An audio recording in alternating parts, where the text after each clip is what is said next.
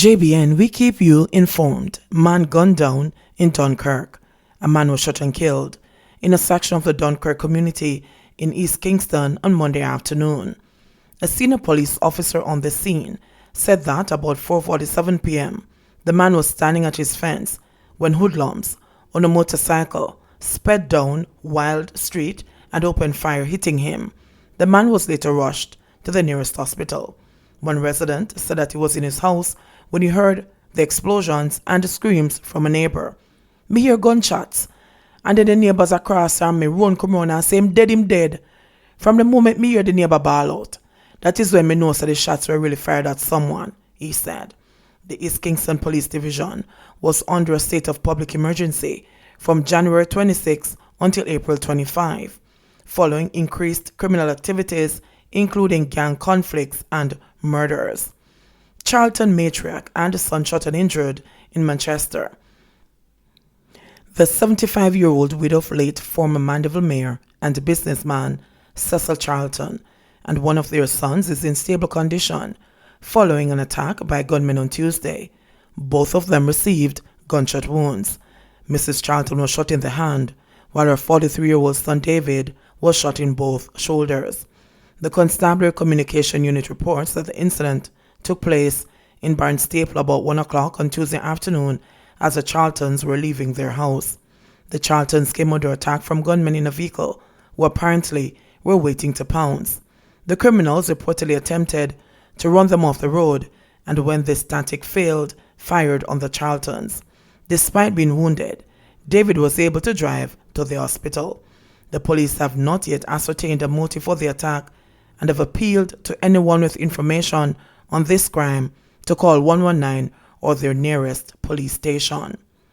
Dog bite law gets bigger teeth.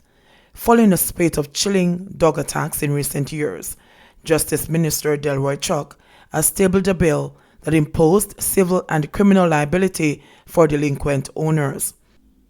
The proposed legislation would repeal the dog's liability for injuries by Act of 1877.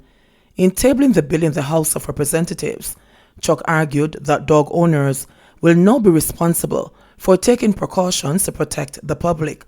We hope to see no more reports of dog injuries, but in the event they happen, I want Jamaicans to know that the Justice Ministry has taken the steps necessary to ensure redress under the law, Chuck stated.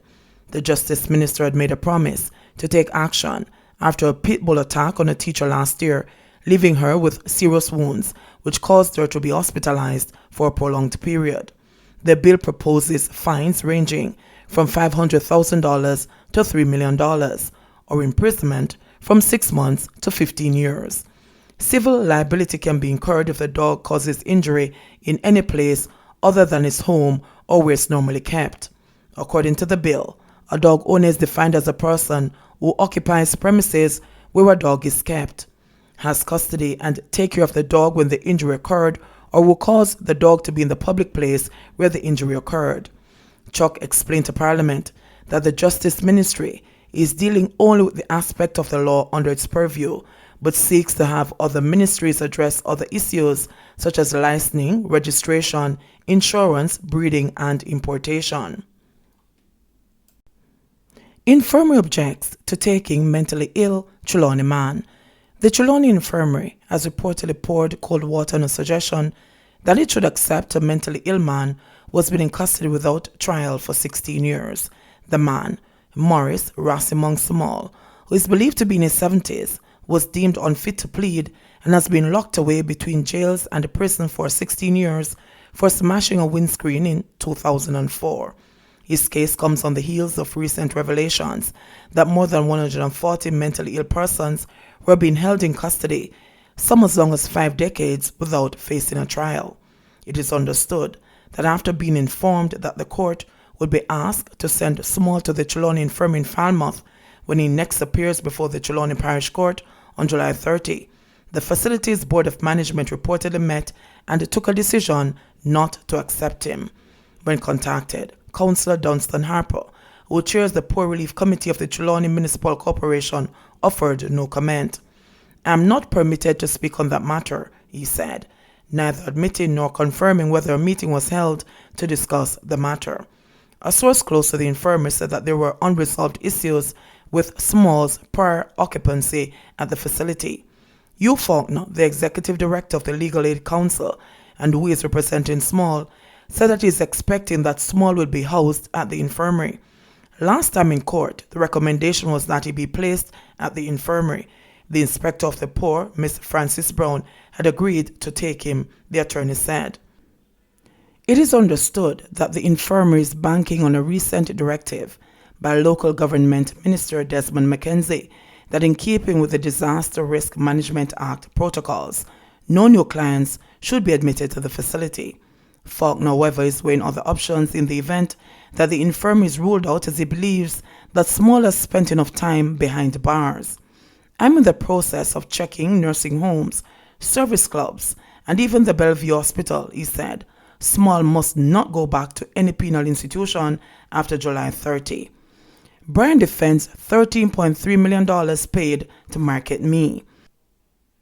Permanent Secretary in the Ministry of Health and Wellness, Dunstan Bryan, yesterday sought to defend the $13.3 million paid to marketing and public relations firm Market Me Jamaica, which was outside of contracts already awarded totaling $55 million since December 2016.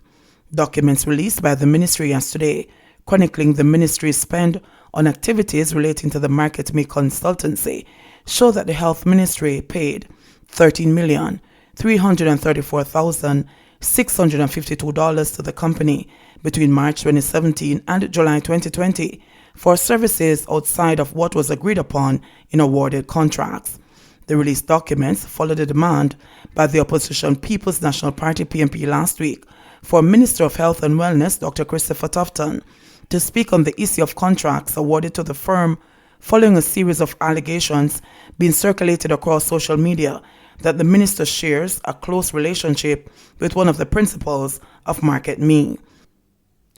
The services reportedly provided by Market Me to the ministry included New Year's cards for Dr. Tufton, consultancy for the minister's sectorial presentation, Christmas cards, media coverage for the ministry's staff sports day, mounting banners for the Kingston City Run, social media hospital videos for the Conway Regional Hospital, accommodation for a dengue tour, marketing for the minister's sectorial debate, and social media live updates and photographic coverage services for the Western Regional Health Authority's dengue cleanup, among other things. A total of 49 payments, ranging from $10,000 to $1,448,750 were made, amounting to the $13.3 million.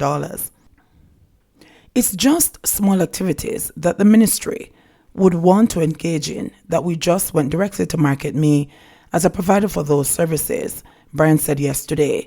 Because of the amount, because it is under the threshold, you can go directly to an entity, he added. But according to guidelines outlined by the National Contracts Commission, the procurement method for contract thresholds above $500,000 to $1.5 million must go through a limited tender process where a minimum of 3 registered contractors must be invited to provide quotations. For purchases of up to $500,000, the procurement method would be a direct contract in which any contractor can be engaged. 9 instances have been identified in which payments above $500,000 to $1.5 million were made to Market Me. Between March 2017 and July 2020, the ministry directly engaged Market Me, paying $657,000 for Jamaica Moves tents. It also paid Market Me $552,000 for an 8-page World Diabetes Day supplement in the Gleaner. The sum of $981,000 was paid in March 2018, but the ministry has not explained the payment. It said that the record was not located at the time of the report. In August 2018, the ministry disbursed $1.2 million to the firm for consultancy, public relations, and graphics for the launch of the Adopt a Clinic project. A year later, it paid Market Me $713,000 for marketing the minister's sectoral debate presentation. Last month, The ministry paid $1.4 million for COVID-19 billboard advertisements to market me, and earlier this month, $906,000 for production and management services. A sum of $500,000 was paid for social media live updates and photographic coverage services for the Western Regional Health Authority's dengue cleanup. Records could not be located for $2.6 million of the $13.3 million paid to market me. Asked why the ministry's in-house public relations and marketing team was not asked to execute some of the services, Brian said that the projects were more than the team could manage. We could have, but based on what was happening in the ministry at the time, a determination was made to utilize those services. I cannot tell you categorically, but for example, now if someone asked the team in PR to do Christmas cards now or Jamaica Independence cards now, they wouldn't be able to because of all the other activities that are occurring. So it all depends on what is happening at the time in the ministry. And remember now, we only have a PR team of 2, so it's 2 individuals for the entire ministry. Remember, the ministry has over 25 different programs, he said. Last week, Brian disclosed that 2 contracts totaling approximately $55 million awarded to Market Me between December 2016 and June 2019 were not put to tender. The 2016 contract was for $15.9 million, and in June last year, the company was awarded a contract for $39 million for the Jamaica Moves program. He also said the first contract was an unsolicited proposal, which required direct contracting, and the second contract was a continuation of that arrangement. Brian also said the ministry had engaged Market Me to carry out its communication strategy for the COVID-19 pandemic. The minister indicated last week that he had a great relationship with the PR firm. Yes, I have a great relationship with Market Me. I think they are an amazing company. They have delivered very effectively during my tenure, and I have no difficulty saying that. They work hard, and I've enjoyed working with them, he said during a COVID-19 press conference. Health breaches at 12 of 20 St. Catherine police stations. More than half of the police stations in St. Catherine recently assessed by inspectors have been cited for a raft of breaches under the Public Health Act. Among the health breaches are rodent infestation, improper garbage storage, derelict vehicles, and overgrown vegetation. Chief Public Health Inspector for St. Catherine, Grayson Hutchinson, made the disclosure at a meeting of the parish's municipal corporation more than a week ago. We inspected 16 of the 20 stations in the parish and found 12 to be in an unsatisfactory state, Hutchinson said. He called for the shortcomings to be addressed urgently for the public to feel safe amid the COVID-19 pandemic. It was also revealed that work is yet to be completed at the Spanish Town Police lockup, which was ordered closed by the St. Catherine Health Department in January because of unsanitary conditions, including rodent infestation. Councillor Fenley Douglas of the Waterford Division endorsed the call for immediate action. As a justice of the peace, I find it appalling to visit the stations within the parish. They need urgent attention to properly house those in custody, Douglas said. JBN, we keep you informed. Please remember to subscribe, like, share, leave us a comment, and click the notification bell to receive our daily news items.